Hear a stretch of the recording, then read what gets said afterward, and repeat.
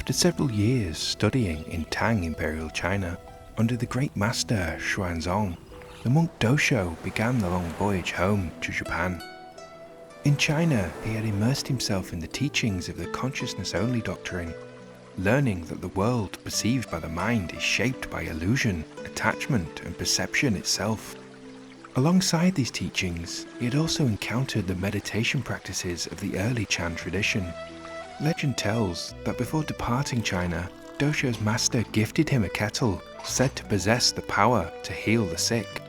During the voyage, a monk travelling aboard the ship fell deathly ill. Tea poured from the kettle was given to him, and soon after, the monk recovered. To those aboard, the kettle's sacred power had been proven, but the sea journey back to Japan was perilous. Without warning, a storm descended upon the ship. Waves crashed against the hull, and winds threatened to drag the vessel beneath the sea. Among the passengers was a diviner, an interpreter of omens and spirits, declared that a powerful spirit of the ocean had become enraged and demanded Dōshō's healing kettle as tribute. At first, Dōshō refused to surrender the kettle, but as the storm worsened and death seemed certain, he finally lifted the kettle and cast it into the dark sea below. The moment the kettle struck the water, the storm fell silent and the waves calmed. The ship sailed safely onward to Japan. When Dōshō finally stepped foot upon the shores of Japan, he carried with him something far more valuable than a magic kettle. He had brought the earliest seeds that centuries later would take root and grow into what the world would come to know as Zen Buddhism.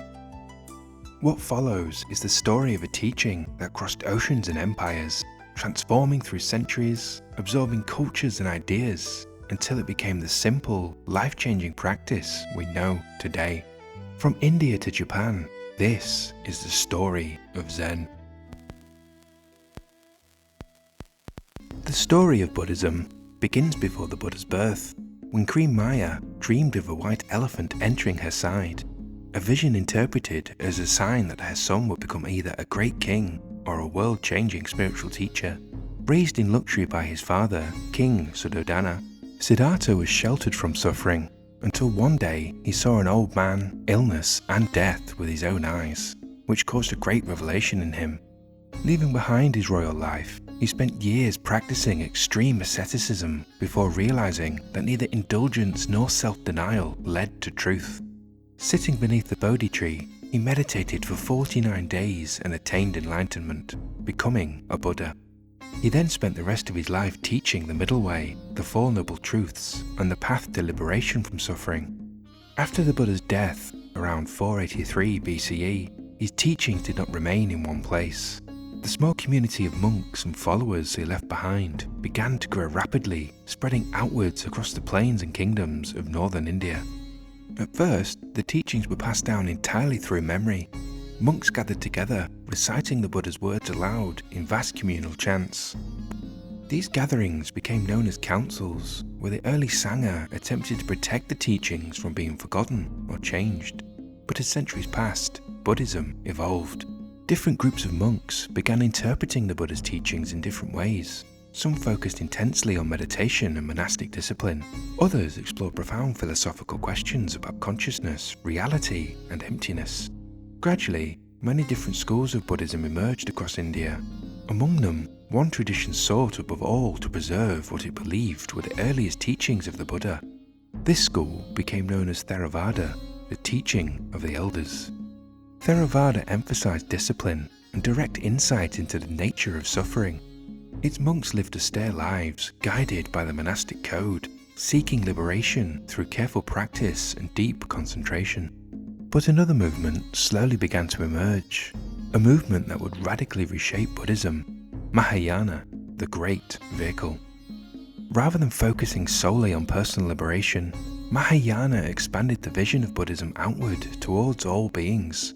At the heart of Mahayana stood the Bodhisattva, someone who seeks awakening not only for themselves, but for the liberation of all living beings. Compassion became just as important as wisdom.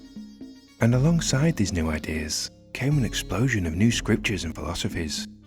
One of the greatest thinkers of this era was Nagarjuna.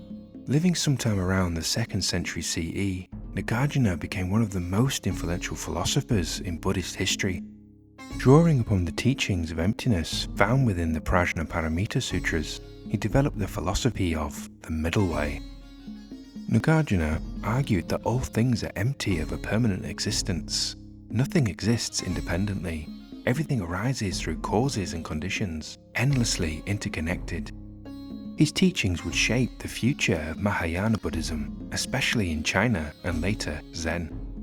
In later centuries came Yogacara, the school of consciousness, which explored the nature of perception itself. Yogacara asked questions such as, how does the mind construct reality? How much of the world we experience is shaped by consciousness? One of the greatest patrons of Buddhism during this time was the Indian Emperor Ashoka. After witnessing the horrors of war in the 3rd century BCE, Ashoka renounced conquest through violence and embraced the Dharma. Under his rule, Buddhism transformed from a regional movement into a world religion. Great monastic universities later arose across India, where thousands of monks studied philosophy and meditation. For centuries, monks moved constantly between India and China. During this, Buddhism itself began to change. Indian ideas encountered Chinese philosophy. Meditation traditions merged with Taoist thought, and from the meeting of worlds, something entirely new would eventually emerge. Among the monks who entered China, one figure would become known possibly more than any other, the monk Bodhidharma. Bodhidharma arrived in China sometime during the 5th or 6th century CE. No one knows exactly where he came from, but in regards to Chan Buddhism, Bodhidharma comes in at the beginning. One tale tells of his arrival at the court of Emperor Wu, a great patron of Buddhism.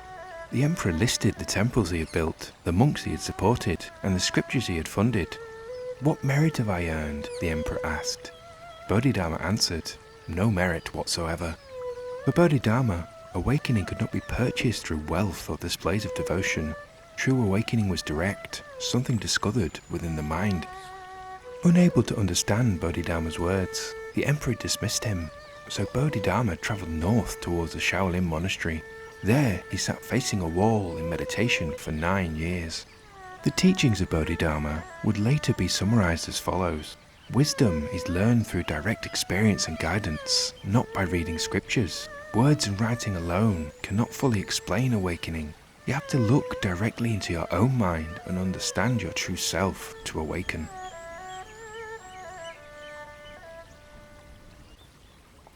As Buddhist monks travelled deeper into China, they began translating Indian sutras into Chinese, but many Buddhist concepts had no direct equivalent in the Chinese language. To bridge the gap, translators often borrowed ideas and terminology from Taoism. Translation centres arose throughout the empire. Sutras were copied by hand in large numbers, while pilgrims crossed deserts and mountains searching for teachings. Among the greatest of these pilgrims was the monk Xuanzong. Dissatisfied with incomplete and contradictory Buddhist teachings in China, Xuanzong secretly left the Tang Empire and travelled into India. He reached the great Buddhist universities, where he studied Yogacara philosophy and collected hundreds of manuscripts. Years later, when Xuanzong returned to China, he brought an enormous library of Buddhist texts back with him. His translations would profoundly shape Chinese Buddhism. Xuanzong became especially associated with the consciousness-only school, a tradition rooted in the Yogacara philosophy. Among the many monks who studied under Xuanzong was a young Japanese monk named Dōshō. In 653 CE, Dōshō travelled from Japan to China, seeking deeper Buddhist knowledge. For years, he studied under Xuanzong, absorbing the teachings of consciousness and the nature of mind. But while in China, Dōshō also encountered something else: Chan meditation. At the time, Chan was still young. It was not a rigid institution or school. It existed within Chinese Buddhism, an offshoot that emphasized meditation.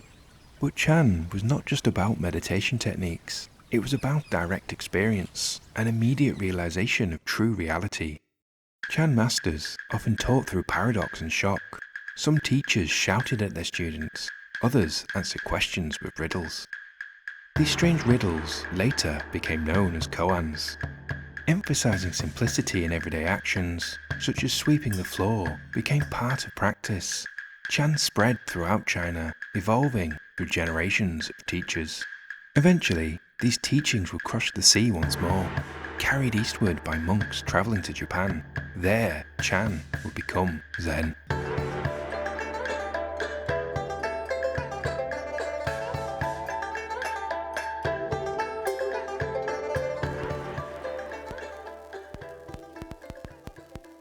When Dōshō stepped back onto the docks of Japan after his time in China, he carried only teachings and ideas that would begin to reshape Japanese spirituality. At first, what Dōshō brought back was not yet fully Zen, but the seed had been planted, and over the centuries, it took root. As Buddhism continues to spread through Japan, it transformed once again. Temples rose, monks copied sutras by candlelight. Then, Japan entered a time of upheaval. The old aristocratic order was weakening, and a new warrior class was arising, the samurai. It was during this period that Chan Buddhism rose in Japan with renewed force. This time, not as a quiet influence hidden within other schools, but as Zen. One of the first great figures of Zen was the monk Eizai. Born in 1141 CE, Eizai originally trained with the powerful Tendai tradition. But dissatisfied, he travelled to China seeking deeper understanding. There he encountered the world of Chan. When Eizai returned to Japan, he brought with him the teachings of the Linji school, known in Japan as Rinzai. Rinzai resonated deeply with the emerging samurai culture. Its emphasis on discipline and direct action fit naturally within the warrior ethos of Japan. The ideal warrior acted without hesitation, fully immersed in the present moment. Zen then became woven into the very spirit of the samurai way of life. Even though Eizai had been such an influential figure, another monk would shape Zen in an entirely different direction. His name was Dōjin. Born in 1200 CE, Dōjin was haunted from childhood by one question: if all beings already possess Buddha nature, why is practice necessary at all?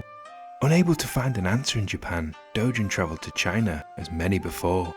There he studied under the Chan master Rujing. After returning to Japan, he founded the Soto Zen school. Unlike Rinzai, Soto placed less emphasis on koans and dramatic encounters. Instead, Dōjin taught simply sitting with reality as it already is, zazen. For Dōjin, the act of sitting itself was awakening. He wrote, "The Buddha way begins with examining the self. When the self is fully seen, it falls away. When it falls away, all things reveal themselves." Under teachers like Eizai and Dōjin, Zen spread throughout Japan. Gradually, Zen became a way of seeing. Every moment, every action became an opportunity to wake up. The teachings of the Buddha have travelled for thousands of years, across many cultures, and woven itself into multiple languages. Each time Buddhism entered a new place, it changed.